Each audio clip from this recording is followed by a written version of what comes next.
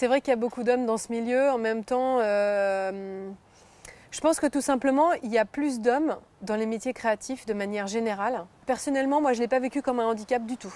Il y a plusieurs avantages, effectivement, à être une femme. C'est-à-dire que quand tu peins de manière illégale dans la rue, moi, ce que je fais en plus en pleine journée, hein, tout simplement, ça passe hyper bien.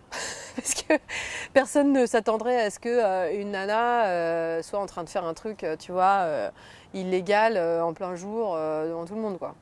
Donc du coup, tu attires moins, on va dire, la suspicion des gens. Et puis moi, je suis quand même quelqu'un qui aime bien communiquer, tu vois, qui aime bien parler aux autres. Donc du coup, s'il y a quelqu'un qui vient et qui commence à discuter ou à me demander des questions ou quoi, je répondrai volontiers.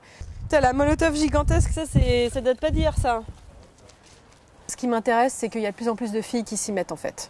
Moi, c'est ça qui m'intéresse. Et là, pour le coup, j'ai eu pas mal de messages de filles qui m'ont dit « Ouais, ton travail m'a inspiré, ça m'a poussé à me mettre à peindre aussi. » Et ça me fait vachement plaisir.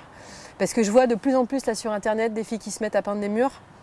Pas forcément en illégal, mais au moins le fait qu'elles s'y mettent, qu'elles prennent une bombe et qu'elles aillent peindre des murs, tu vois, je trouve ça génial. Et c'est international. J'ai rencontré des Américaines, là, il y a 2-3 jours, là, j'étais en train de peindre avec une nana d'Auckland, une Américaine. Je suis en contact avec d'autres nanas aussi d'autres pays. Donc je trouve ça vachement intéressant en fait de collaborer et puis d'encourager aussi d'autres filles à s'y mettre, quoi.